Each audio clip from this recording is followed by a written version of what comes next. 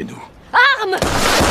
Police! La femme a été rapidement arrêtée. Mais au moment de l'emmener au poste, ils ont découvert quelque chose. Avant qu'elle ne tire, la victime était déjà morte. La police a immédiatement bouclé la scène. Le médecin légiste a vite établi que l'homme était mort d'une blessure par arme blanche. Mais il ne savait pas de quel crime inculpait la femme. Atteinte à l'intégrité d'un corps humain? Oui, mais si elle ignorait que cet homme n'était plus... C'est une tentative de meurtre. De retour au poste, Nolan lui a demandé pourquoi elle avait fait ça. La femme a expliqué que lors d'une consultation de son père, ce médecin avait délibérément augmenté le dosage, ce qui avait causé la mort de son père. Vous avez porté plainte auprès de la commission? J'ai été partout, j'ai fait tout ce que je devais faire et personne n'a réagi. Après avoir écouté son récit, Nolan lui a dit, ce médecin avait été tué avant qu'elle ne tire. Oh, enfin, vous n'allez pas m'arrêter pour meurtre? Non.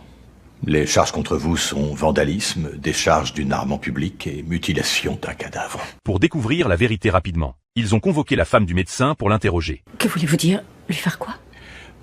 Eh bien, quelqu'un l'a poignardé. Puis on lui a tiré dessus. Quelqu'un l'a poignardé puis a fait feu sur lui? 2 personnes, on pense. 2 en même temps? Non. Donc 2 personnes différentes ont tué mon mari? Non, techniquement une seule. Faute d'informations clés, Nolan a dû relâcher la femme. On dirait qu'elle le connaissait pas vraiment. Ou alors c'est lui qui mentait sacrément bien.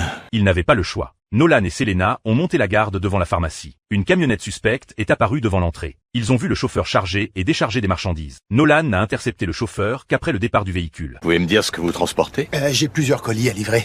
Montrez-moi. Le chauffeur a été arrêté sur place. Après avoir obtenu des preuves clés, Nolan voulait qu'il avoue le but de son acte. Mais le chauffeur a refusé de répondre. Vous n'êtes qu'un homme de main.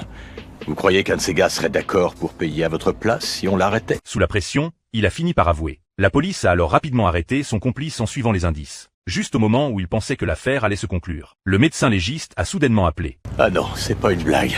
Qu'est-ce qu'il y a? C'est à propos du docteur Michelsen. On a le résultat des analyses toxicologiques. Ce ne sont pas les balles qu'il a reçues qui l'ont tué, et ce n'est pas non plus le coup de couteau. Avant ça, il a été empoisonné. Alors il y a un 3e meurtrier dans la nature?